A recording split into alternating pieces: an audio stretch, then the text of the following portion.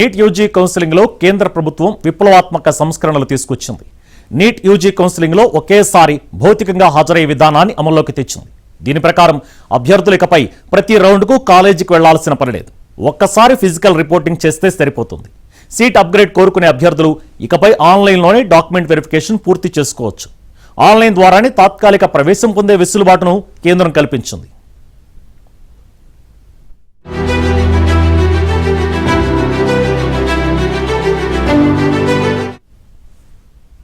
మెరుగైన సీటు లభిస్తే మునుపటి సీటును ఆటోమేటిక్గా వేరొకరికి కేటాయిస్తారు.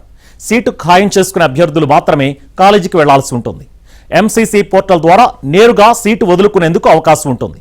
ఎన్ఆర్ఐ అభ్యర్థుల పత్రాల పరిశీలన కోసం ప్రత్యేక డిజిటల్ పోర్టల్ ప్రారంభం కానుంది. దివ్యాంగుల కోసం అసెస్మెంట్ కేంద్రాల సంఖ్య 16 నుంచి 61కి పెంచనున్నారు.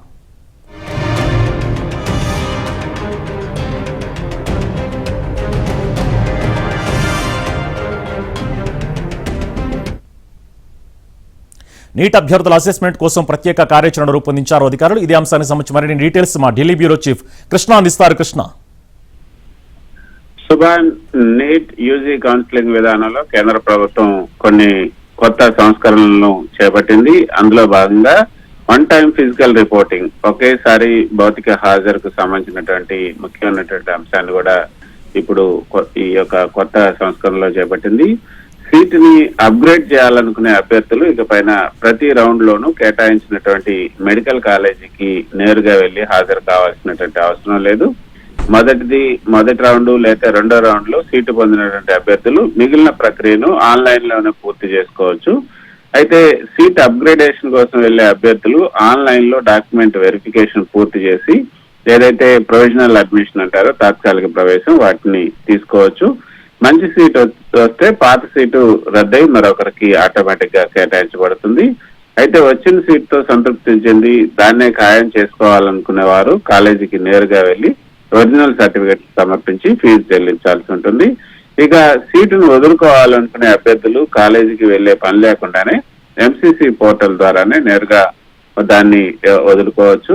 ఇక ఎన్ఆర్ఐ కేటగిరీ అభ్యర్థులకు కూడా ప్రత్యేక పోర్టల్ ను ఏర్పాటు చేశారు. ఎన్ఆర్ఐ అభ్యర్థుల పత్రాలను ఈమెయిల్ బదులు డెడికేటెడ్ పోర్టల్ లో అప్లోడ్ చేయాల్సి ఉంటుంది. దీనివల్ల పత్రాలు మిస్ కాకుండా లేకపోతే స్పామ్ లోకి వెళ్లకుండా వేగంగా వెరిఫికేషన్ కూడా పూర్తవుతుంది. మరోపక్క దివ్యాంగులకు కూడా కొన్ని కేంద్రాలను, అసెస్మెంట్ కేంద్రాలను పెంచారు. ఈ బెంచ్ మార్క్ ఏదైతే వైకల్యం ఉన్నటువంటి అభ్యర్థుల అసెస్మెంట్ కేంద్రాల సంఖ్యను 16 నుంచి 61కి పెంచారు. దీంతో పాటు టోల్ ఫ్రీ నెంబర్ ను కూడా, కొత్త టోల్ ఫ్రీ నెంబర్ ను కూడా ఏర్పాటు చేశారు. అయితే ఇదివరకు మనం చూసాం, ఇదివరకు విద్యార్థులు వారి తల్లిదండ్రులు ప్రతి రౌండ్ కూడా వేర్వేరు నగరాల్లోని కాలేజీలకి తిరగాల్సి వచ్చేది. ఈ ఆన్లైన్ విధానం వల్ల ఈ ప్రయాణ ఖర్చులు, తర్వాత ప్రయాస, తర్వాత సమయం గణనీయంగా ఆదా అవుతుంది. మరోపక్క ఎన్టీఏ డేటా పోర్టల్ ఆటోమేషన్, అదేవిధంగా ఎన్ఐసి సైబర్ సెక్యూరిటీ విధానాల ద్వారా ఈ కౌన్సిలింగ్ ప్రక్రియలో అవకతవకలకు తావు లేకుండా వేగంగా పూర్తవుతుంది.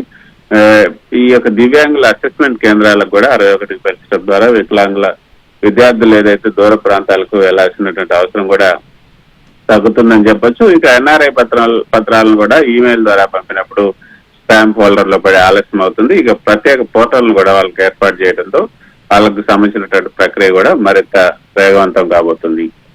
శుభాన్. Thank you Krishna.